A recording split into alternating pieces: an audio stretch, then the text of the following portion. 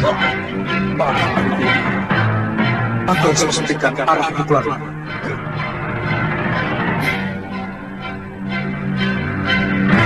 Kepala dan dada. Setelah Suliwa mewarisi ajian Desendriya Ungu secara sempurna, ia kembali ke Kalinggapura. Saat sampai di Kalinggapura terjadi kesalahpahaman antara Aditya dan Suliwa, hingga akhirnya mereka terlibat pertempuran. Pada saat inilah Suliwa pertama kalinya menggunakan ajian Desendriya Ungu yang sesungguhnya. Tidak selesaikan masalah ini tidak dengan kata-kata. Kau menantangku, Aditya? Betapa kerdilnya pikiranmu. Aku tidak akan pernah berkelahi hanya karena wanita. Tidak pernah, huh? Sekarang kau bisa lengkapkan kepernahanmu. Ya!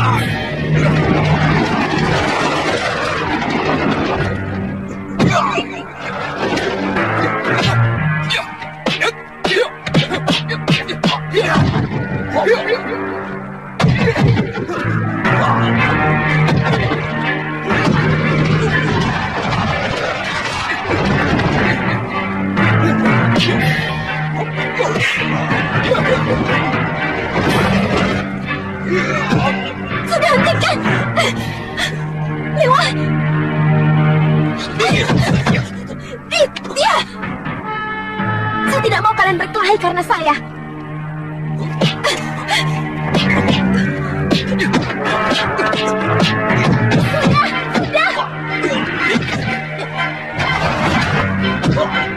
Maaf, Aditya.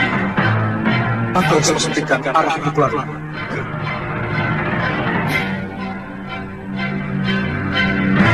Kepala dan dada.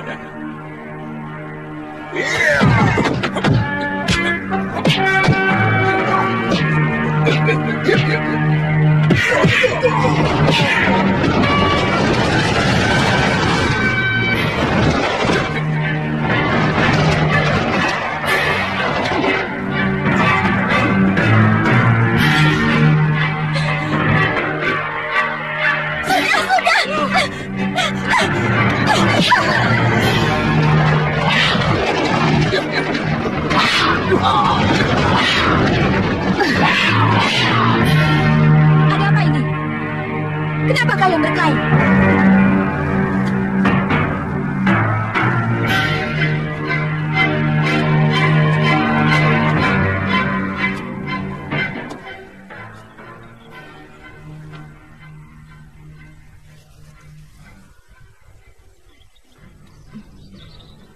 Ini pasti ulah kamu, Tantri.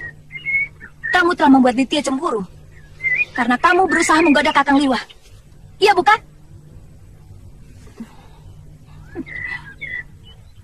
Ternyata kalian semua masih kekanak-kanakan. Kenapa, Ditya? Kamu cemburu karena Tantri masih sering mendekati Suliwa? Mungkin karena kamu melihat Tantri sering datang ke rumahnya. Kemudian hatimu jadi panas. Iya, bukan? Hah. Dan Kakang Liwa?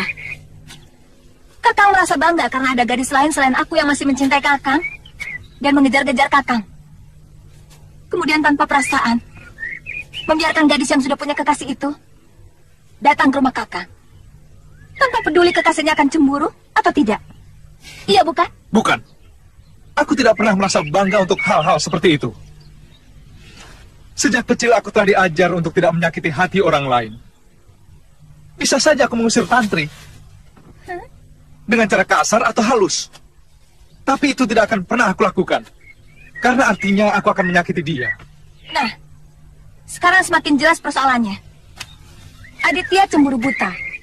Karena Kakang Suliwa yang dicemburuinya tidak menaruh hati kepada Tantri. Sementara Tantri cinta buta. Karena tidak mau melihat kenyataan bahwa Kakang Suliwa hanya mencintai saya.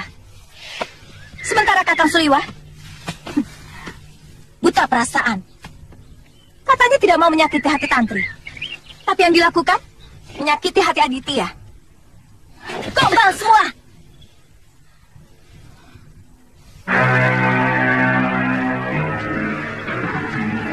Ayo selamat.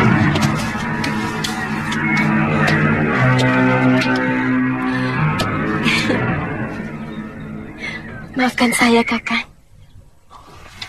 Saya tetap mencintaimu. Saya berjanji tidak akan pernah datang lagi ke rumah Kakang Liwa. Kamu tidak usah janji, Tantri. Saya memang akan meninggalkan Kalinggapura. Besok saya akan menghadap Pangeran Danur untuk pamit. Liwa, mungkin saya rasa sayalah yang lebih pantas meninggalkan negeri ini. Karena jasamu sangat besar di sini.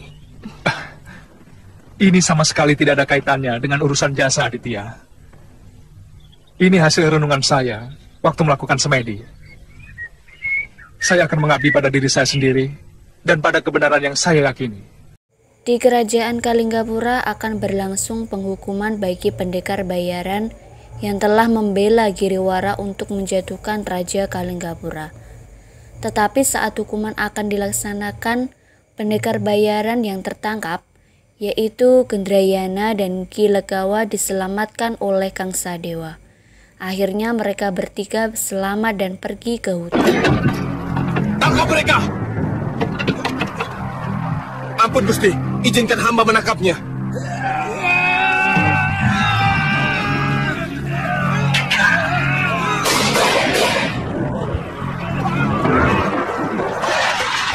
Awas! Asap racun! Kurang ajar. Kemana mereka?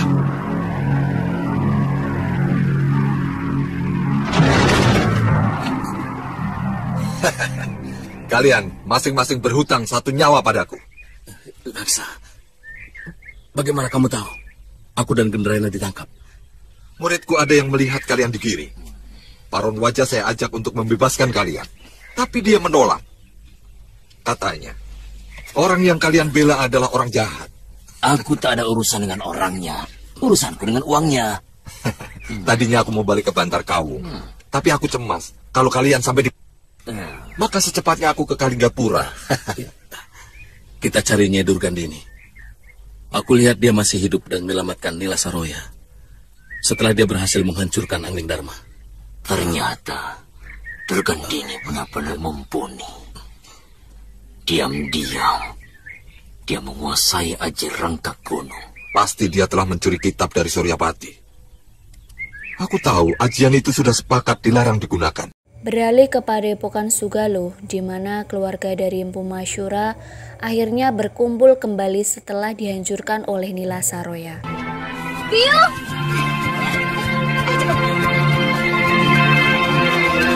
Bio! Galuh! Galuh anakku. Bapak! Galuh. Saya langsung mengajak Galuh kemari setelah mendengar bahwa guru sudah kembali ke Padepokan.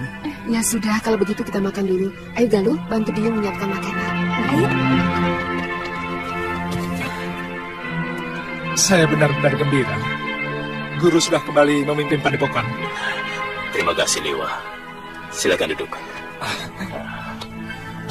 Yang guru sangat mencemaskan ilmu rengkah gunung. Digunakan semena-mena oleh Durgandini. Maka beliau mengajarkan Dasendra Ungu kepada saya. Ternyata kamu yang terpilih menerima warisan ilmu keramat itu dari Romo Suryapati. Oh ya Guru, bagaimana kabar terakhir Gusti Prabu Angling Dharma? Beliau memaksa untuk ke Malwapati secepatnya. Oh. Beliau sudah pulih seperti sedia kala. Hanya ilmu kedikjayaan beliau yang saya ragukan. Oh. Kalau begitu saya berniat menemui beliau, Guru, untuk mengawali pengembaraan kami selanjutnya.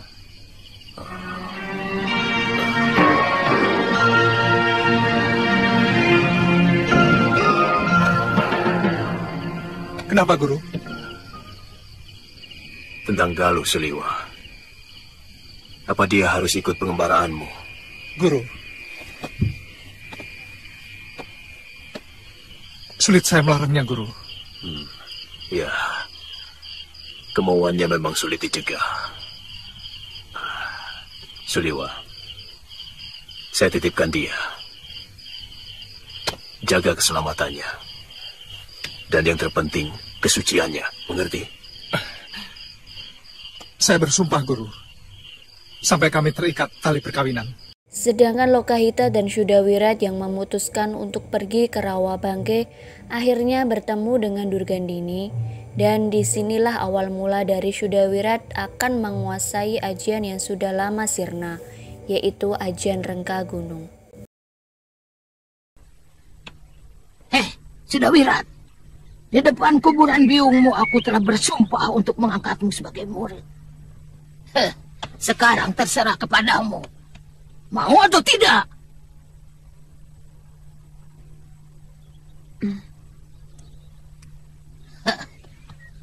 Aku ingin menjadikan kamu seorang pendekar yang perkasa untuk membalas kematian biungmu yang disebabkan oleh pendekar yang bernama Suliwa.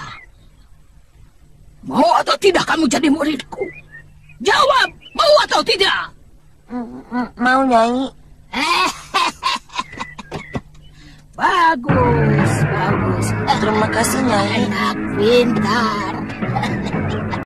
Di sisi lain, pria mitra yang berusaha mencari Lokahita dan Syudawirat, saat dalam perjalanan ia bertemu dengan seorang resi, di mana resi tersebut mengetahui semua dosa-dosa yang telah dilakukan oleh pria mitra, dan ia mendapat nasihat dari sang resi. Murid perguruan. Semua itu baru sebagian dari dosa yang telah kamu lakukan. Siapa Kisanak sebenarnya? Apa Kisanak seorang resi? Apa bedanya seorang resi atau bukan? Siapapun bisa menjadi resi. Demikian pun sebaliknya. Seorang resi bisa berbalik menjadi... Maafkan saya, Tuan Resi. Tunggu. Kamu pun bisa menjadi resi. Kalau kamu berani memusuhi keduniaan. Lalu mencari jalan untuk mendekati Sang Pencipta alam semesta. Kalau kamu sudah berkenalan dengan Hyang Maha Agung, maka kamu akan selalu merindukannya untuk bertemu dan bercengkerama. Ketika itu, kamu telah menjadi resi yang waskita. Tuan bisa bicara seperti itu karena Tuan sudah tua. Bagaimana mungkin anak muda seperti saya bisa tertarik untuk menjadi resi? Omonganmu kedengarannya seperti benar, anak muda. Tapi sesungguhnya sangat keliru. Hanya beberapa gelintir orang tua yang berniat menjadi resi. Sementara tidak sedikit anak muda yang menjadi resi. Paling tidak berjiwa resi. Boleh saya tahu siapa nama resi?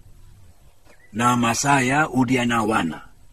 Maaf, dari mana resi tahu nama saya? Semua orang yang akan berhubungan dengan saya selalu menampakkan jati dirinya, asal muasalnya, apa saja yang telah dia lakukan dalam beberapa hari atau beberapa pekan yang lalu. Itulah sebabnya kenapa saya tahu apa yang telah kamu lakukan.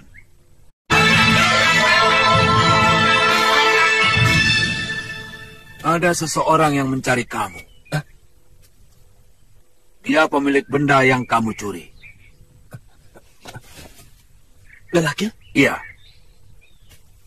Tua, hampir seluruh rambutnya telah menjadi uban.